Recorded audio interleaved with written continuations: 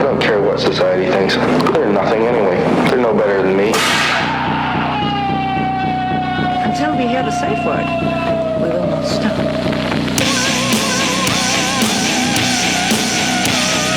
Have you ever thought what it would be like to see a person's head amputated?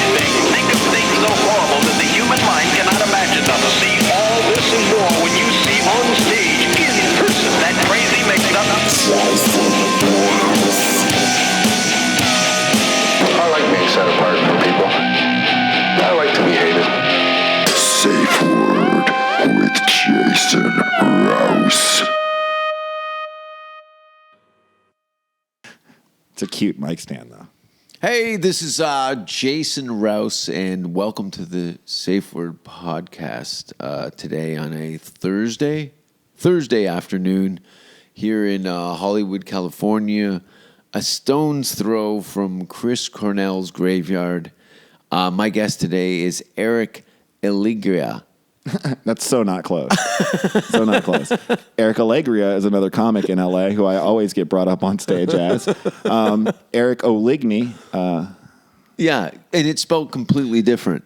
Right. It's spelled Oligny, just like it sounds. Mm-hmm. And it's, you being a Canadian, I'm kind of disappointed that you wouldn't get a Canadian name right.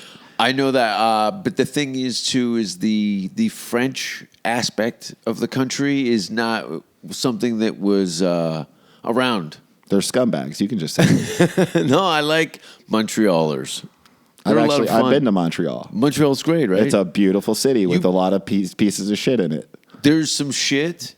There's some strippers. How long were you in Montreal for? I was in the Army on Fort Drum, New York, and we decided to go there for about 4 days. Mm-hmm. And I had sex with the only prostitute I've ever had sex with in my life. Whoa, you fucked a cop in Montreal? It was amazing. Handcuffs and everything. Handcuffs? Yeah, Montreal, that's where you would go for prostitutes, I think. So I've heard. It was like a call girl prostitute, so it wasn't, she was awesome. Was she hot? Oh, so hot. Really? Yeah, so hot. I'm not surprised. I'm just like trying to envision because you're gambling. Oh, you're definitely gambling. Here's the good gamble. You have 5 military friends with you, and you order 5 of them, and then you pick out who you want. And luckily, the one that I wanted was the one in the wheelchair. I've always been into that. Because she had a Bible in her pussy. She was called the Holy Roller. And you got to think she's going to be there the first because she's got handicap parking. Oh, yeah. And she's right up there. You're going to get those discounts, too.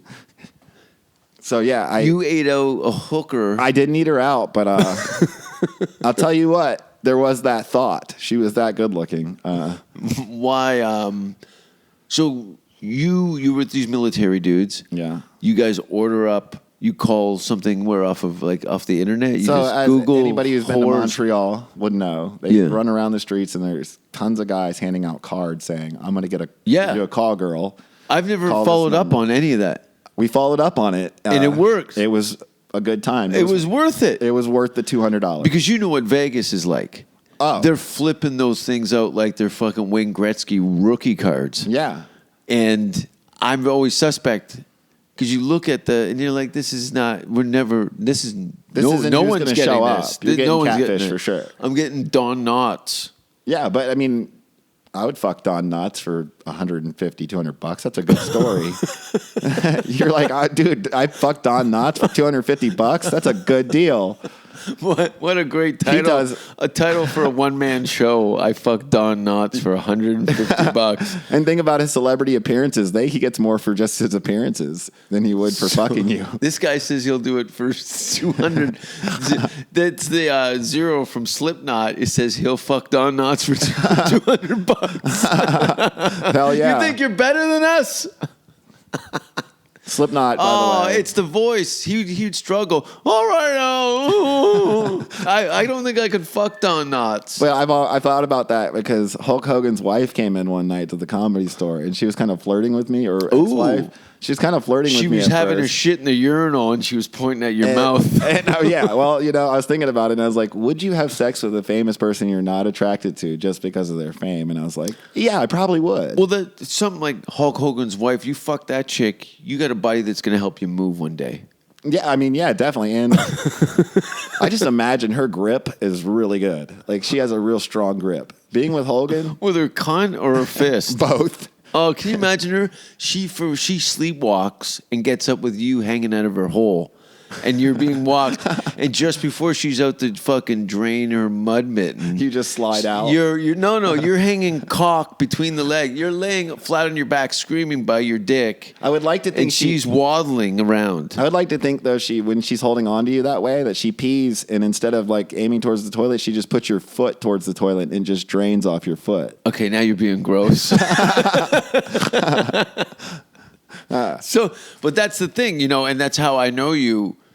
Well, I think the first time now that I think of it, we have a way cooler story. Oh.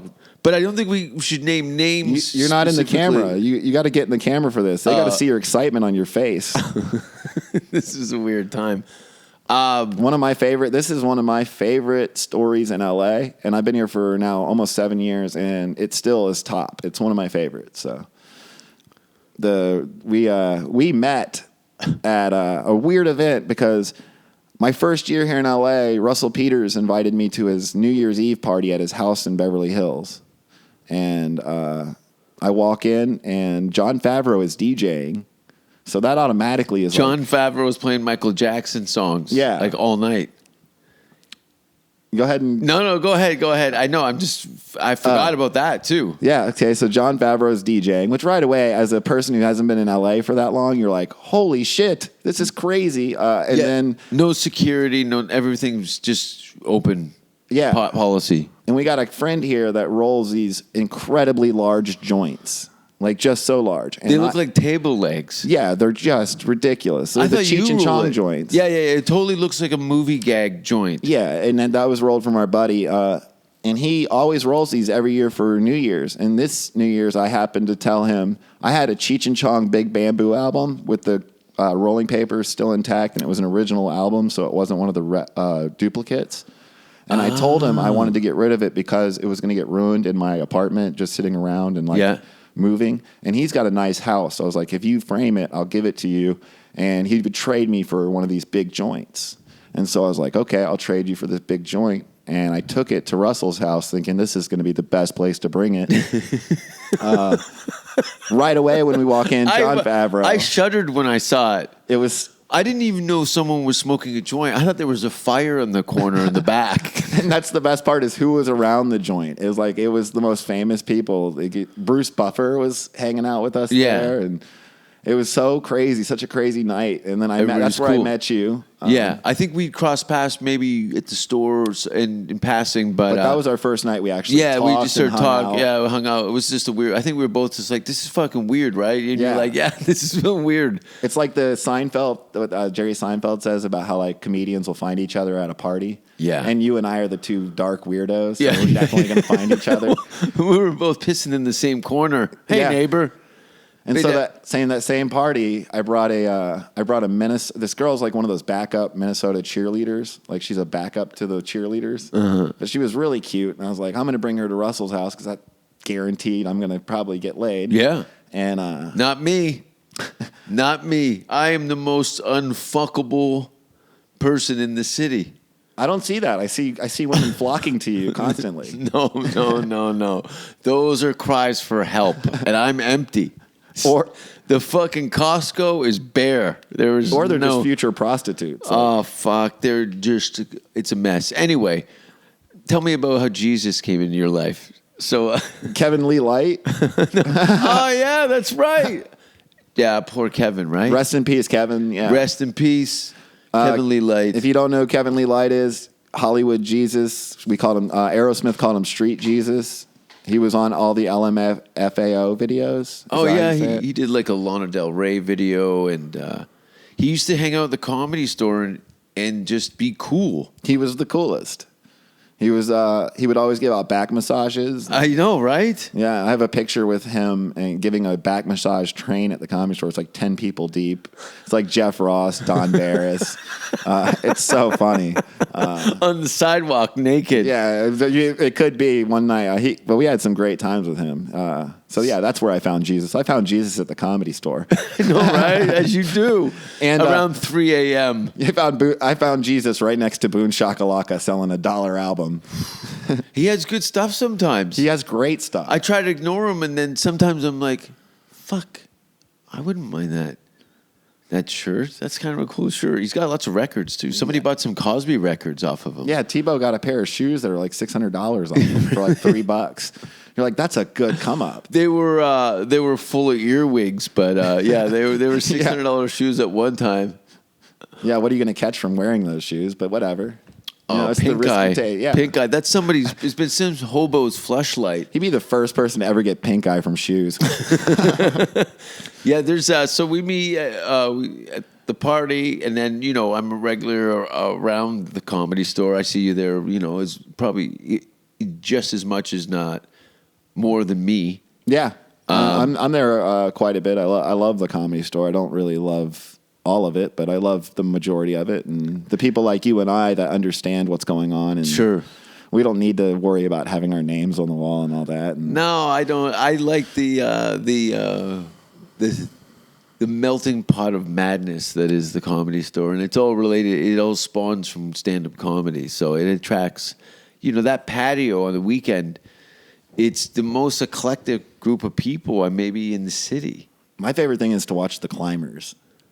Well, the climbers, and you know what? The chaos end of the climbers. The climbers are very strategic, very calculated, very, A, B, C, D. And then you bring crackheads and psychopaths, sunburnt tourists, alcoholics, drug addicts, pimps, drug dealers, hookers. Well, they're trying to jockey. It's fucking hilarious. It's madness. It is madness. Because you've got crazy who doesn't clearly zero fucks. We're here to fucking party. Rich people, poor people, and every span of mental illness in between everything. So you get people that are desperately trying to be needed and wanted, and a guy who just took a shit in his pants and is buying drinks for everybody because he just won the lottery. Which he's not lying. There are people that have taken shits in their pants on the front patio. So guilty as charged. I usually do it in a paper cup and then pass it around like Dairy Queen ice cream, soft serve. I would rather do it in a solo cup and make it more like a high school theme.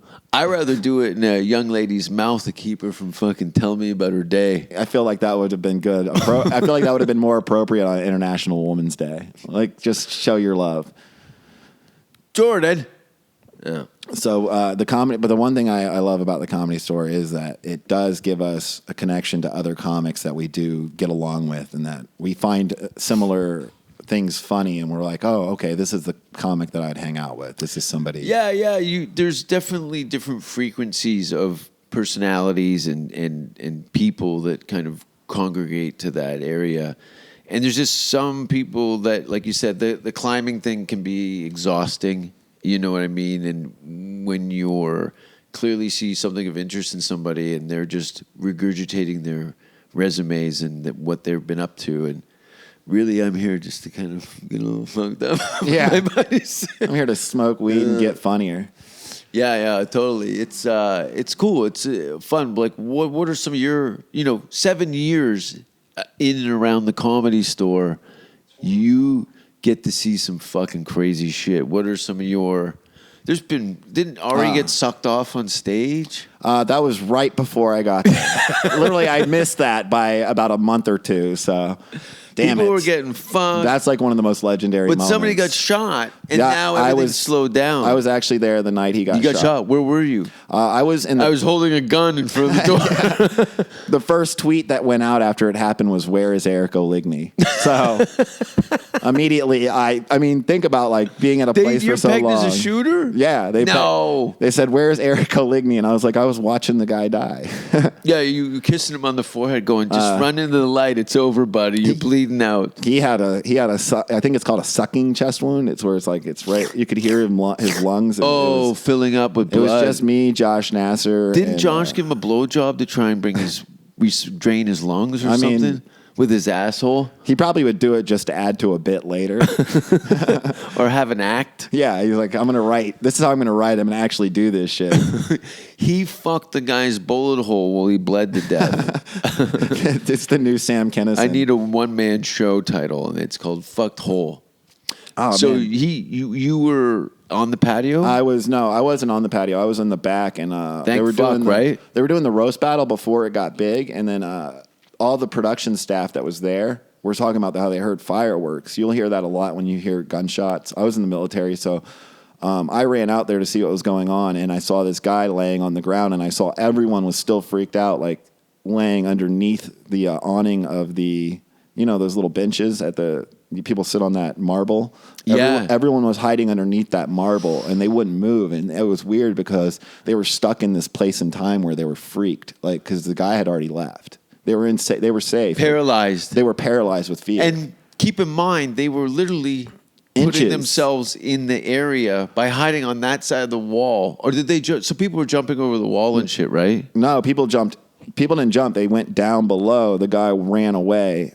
So they're still inside that little patio area. Yeah. But it was just weird to see. It was kind of like everything had stopped on one side of the patio, and Josh, the bouncer, Justin, and I were by the guy who was bleeding, and it was just it was surreal to see those people staying all still. Like it had their time had stopped, and ours was still moving, and it was really weird. And isn't it how life can just do that? Yeah. As a collective, it's almost a reverse effect as a comedian has with an audience, where everyone's in this kind of joyous state and they're not really thinking about where they are or who they're with. They're just kind of captive in this. In that moment, yeah. But this is like, earth-shattering experience with the murder situation. Yeah, and that's you see how people act too, and I'd say out of everybody, Rouse. It seems weird now talking about it because it seems like every other weekend now. Right, there's another shooting every weekend, but that was a gang-related thing. That was a gang-related thing. They haven't caught the guy. It was all gang-related. I mean, he obviously targeted this guy. He didn't shoot anybody else. He got 5 shots off, and all of them landed. Which thank God he was a good shot.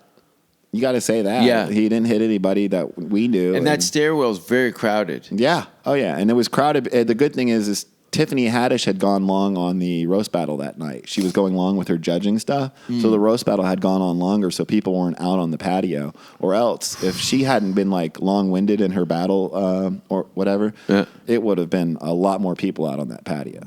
Yeah, that's so crazy. everyone says she saved a lot of people's lives that night by being long-winded. So it's a weird thing, a series of events that would bring you to that place where you could just find yourself at the end of a gun.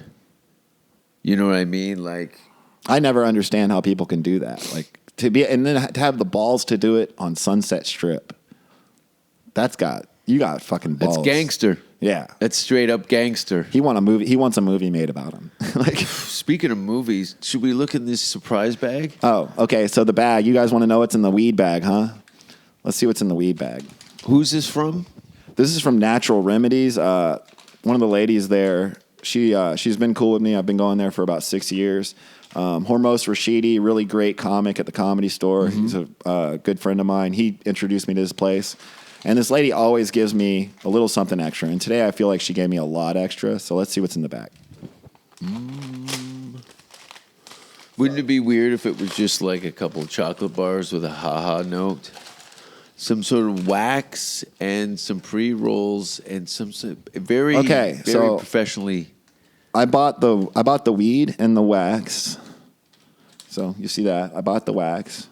It's a gram or a half gram of some GG. This stuff scares me. I do not find it very funny. I love the wax. This is some Skywalker OG. I had to get some of that. Is this an indica, right? Yeah. Skywalker OG. Look at how they package this stuff. Like, this is the future. That's the new recreational packaging. If you're watching this from another country, this is how they do it in Cali. Right? This is the new recreational packaging that the government makes them use. Okay. So then this is what was free. She gave me 3 joints. Some nice pre-rolls. And what is this? Because this is also something interesting. It's extract, so even more wax she gave me. That's extract. Can I see? Look. I always thought of it as like caramel candy. Now this stuff is 10 times what wax is. This stuff makes you this stuff gets you lit. So, Really? Look at that. So she gave me a 0.5 gram of extract, so that's pretty cool. This stuff it looks like snot on it. They call it Shatter. Yeah. But you put a little bit on a bowl, or you put a little bit in one of those little. Woo! Could you eat that and freak out? No, I don't know. I've never tried because it's so good when you smoke it. Why would I eat it? Should we light up one of these? Yeah, let's light them up. Let's smoke all 3 before the podcast is over. You smoke a lot. Yeah, I smoke a lot of weed. How many ounces of marijuana do you think you smoke in a month? Well, 2? Over an ounce, that's for sure. Over an ounce of marijuana. Yeah. Well, and I work for, I don't know if I should put this on a podcast, but I don't think it will hurt me. I work for Funny You Should Ask, Byron Allen's game show. I'm a stage manager there, and in between shows, every production guy needs their little pen. So I smoke a lot of the pens. While you're at work, and it doesn't. It doesn't smell. It doesn't. But you can keep a nice, consistent high. Do they know that? Here you go.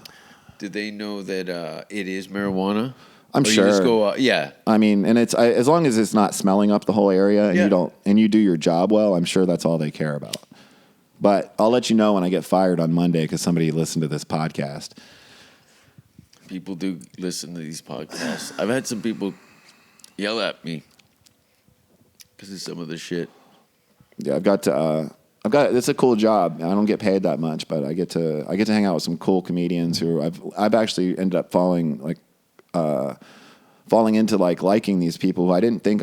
John Lovett's being one of them. John, super nice. At first, I didn't like him. I thought his shtick was I thought he was being a dick. And then I got to know him more working with him, and I was like, this guy is the shit. Yeah, he is cool. So awesome. I was a little, starstruck when I saw him, and we had done a Monsters of the Comedy show at the John Lovett's Comedy Club over at the City Walk.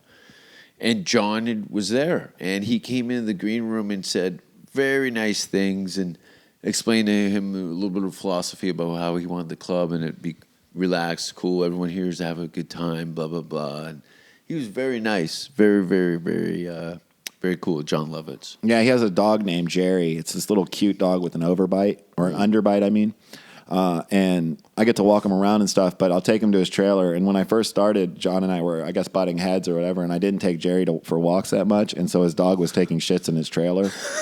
And so I'd go on set, and John would just go to me, "My dog shit in the trailer again." And I would just kind of turn around and laugh, turn around and be like... It's so weird, right? You...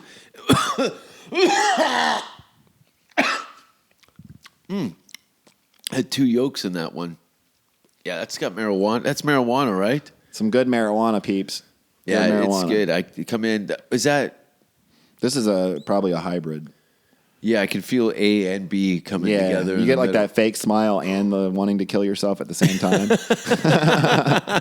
You're gonna kill yourself with a smile. Can you? Well, I've been able. You've probably noticed this too. Maybe you haven't, but. When you meet people that first come to the store or Los Angeles to come and do comedy and they start giving you their spiel and you can pretty much tell whether or not they're going to be around in a week. Oh, yeah, definitely. Yeah, right? You get an eye for it. You're like, oh, you're done. You go, oh, max 2 years. You just max them out. Yeah, you can literally tell the timeline that they're going to end up on. My mic that I can tell what's going on in the Los Angeles open mic scene, that you can really tell what's going on here. Meltdown Comics has a mic every Monday at 5 o'clock. 5 o'clock? Who does comedy at 5 o'clock? It's one of my favorite mics just because the stage is cool, and it's an easy mic to go to, and it's free. But you can go there and you can see. You said it's free. Yeah. Meaning that you might have to... See, this is the thing that people don't know, and this is, I think, the only place that happens is in L.A., is... Sometimes I've avoided these situations. You have to pay to go on stage. Okay, so this is what changed since Crashing. Thanks, Crashing, and thanks, I'm Dying Up Here, and all these shows that are Did great. It help? Let's say it just made it to where everywhere we go now, and I love to do open mics. I do about 4 to 5 a day if I can. I'm paying $5 at every open mic now. There's no free mics in LA anymore. There's hardly any. Really? Hollywood Improv runs their free mic. The Comedy Store. A free open mic. That is fucking retarded. And the hard part is those free mics, you cannot hardly get on them because everyone's there. 50 to 60 people, and there's only 20 spots. Yeah, there's literally 1,000 people for every spot in the city. 1,000 people. But with Meltdown, I can always tell when the new class of comics are coming in, when the new people are coming in, and you always go, they'll be here for a couple months, and then this whole class will be gone. Out of all of the people that come, there's only like 2 or 3 that stay. Like they've been snatched in the night. No one even asks about them anymore. No, they just never existed. You people were just plucked off of this thing randomly, periodically. Life comes in. Fucking homecoming queen isn't cutting it as an actress. She's pulling a string of shitty condoms out of her ass, breaking her dad's heart. Well, I mean, why not just leave the condoms there? Collection. Thank you. Start a tire fire. I moved back to Tampa. My roommate got into a fight with our landlord, and the cops came. And I woke fist fight. Fist fight. Really? And we got kicked out of our apartment. And anybody knows here in LA, you need time. What was it over? He smoked meth, and my landlord wanted him out. Oh, that's weird. And by the way, the best way to get cheap rent in LA is find meth heads, because meth heads will get you cheaper rent in your area. How do they do that? Because they bring down the the quality of the property. Yeah, the quality of the property. So, he got me kicked out, and at LA you have to have time to set up to get a new apartment. So I didn't have time, so I went back to Tampa for 3 months, and everyone thought I was gone for good. And when I came back, it was like they saw a ghost. Yeah. People were looking at me like I was dead. Yeah. Like, whoa, you're back. Oh, my God. And they would come up to me and give me these long, like, heartfelt speeches, and I'm like, I don't need a heartfelt speech. I just needed to get money to get another apartment. Yeah. I needed some breathing room to reassess myself. Best decision of my life, though. It changed me. It made me see myself. It's very easily to slip into habits and kind of like bad habits here. And then being separated for 2-3 weeks, a month, you really notice a difference when you come back. Yeah. It's good to kind of give your head a rinse, be around some normality in some form or another. You know what I mean? Because what we're dealing with 5 days a week is not normal. Oh, it's not at all normal. It's a barrel of monkeys. When we go home at night is not normal either. When we're sitting there by ourselves and just contemplating everything that's going on in our lives, and then also tweeting and trying to keep up with social media trends. Comedy has gotten hard. People say comedy's easier for the stand-up comics and whatnot. It's not. You have to be on top of everything. You have to be on top of social media, 3 different sites that are major. You have clubs you have to go to. You have to get booked at these clubs where they're impossible now. And it's not easier. It's way harder. This is not the city to get good at stand-up comedy. Glad I chose to get good at stand-up comedy. There's exceptions, and we know, guys like Ari and maybe half a dozen other people who've beat that system, but they knew when to get out. I would say it's right for certain people. Like, I think it was right for me because I needed the ass kicking. I needed the...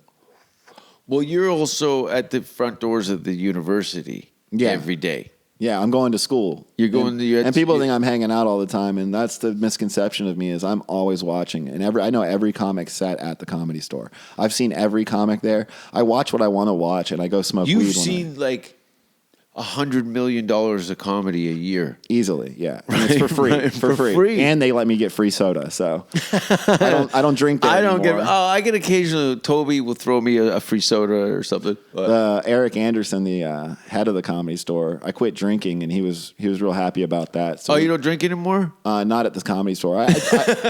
I do have drinks every once in a while. I had a drink like 2 months ago. Yeah. But I don't drink at all, like at the Comedy Store around my comedy career, because I want to be great at comedy. I don't want to be seen as a drunk. That's why I quit. And weed, it's not a big deal. I don't act different. I just get high. And, well, I act different in the fact that I'm more relaxed. It does help with anxiety.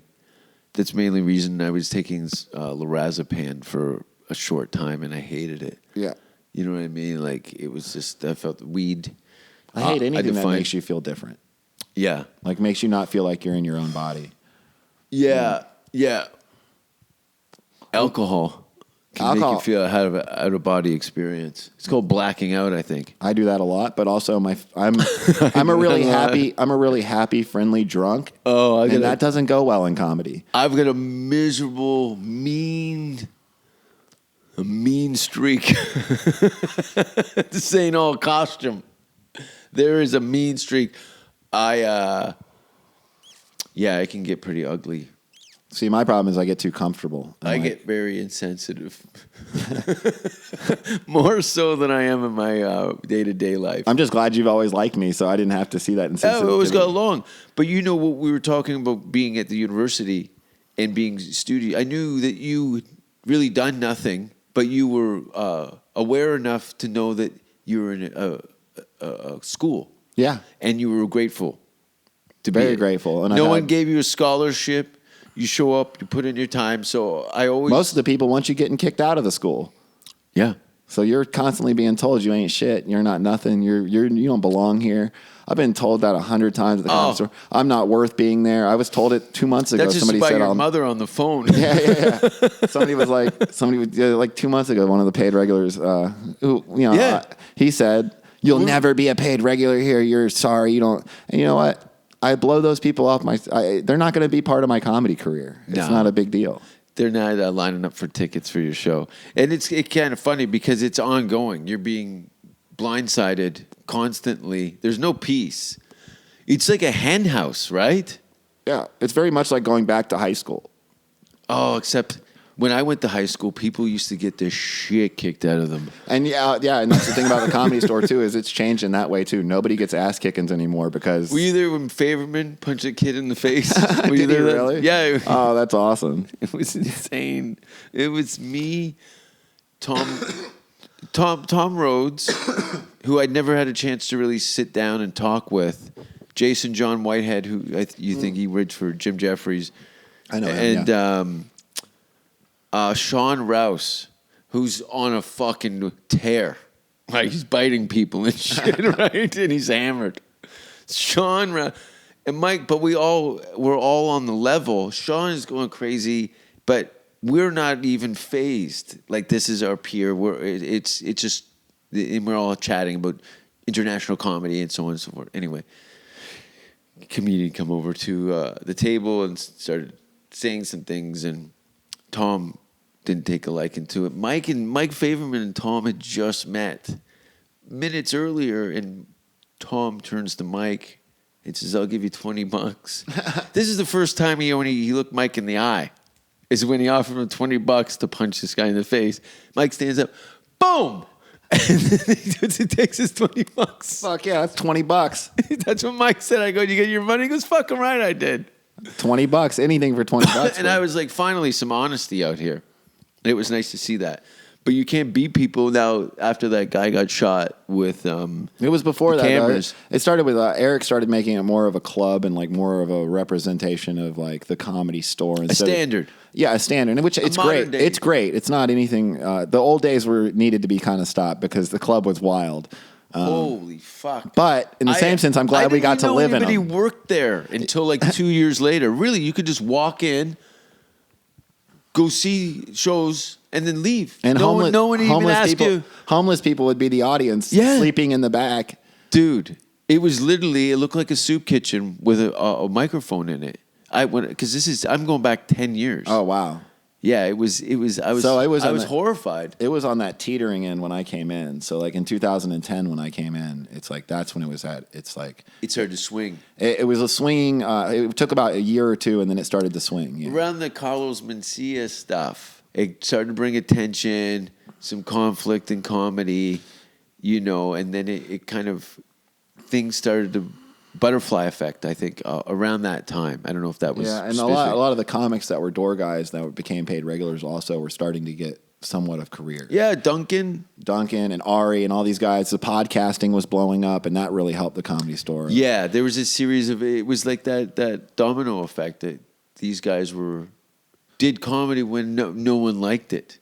Yeah. You know what I mean? Perfected it. So it's a hard thing to do when you don't got but it should be that way, when you don't have a lot of cheerleaders behind you. I'm just that glad- club was empty on a Saturday. Yeah. Empty. That's because of Tommy. Well, Yeah, that fucking knuckle. I'm just glad I was there to see the Dude, tail it's end. packed. How many people on average come through that club in a week?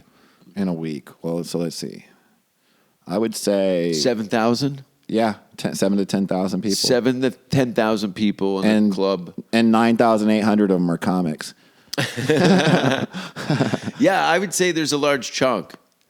Yeah, because comics are if you're one of the Comedy Store comics, and you don't have to be paid regular or whatever. If you're just a guy who is a Comedy Store comic, who you're learning there, and you're known as through the Comedy Store, those people are loyal to that club, and like you grow friendships there and families, and I'd say the whole place is like a big family, and then you have people that just like your brothers. Murderers Row. Yeah, yeah, it's gotta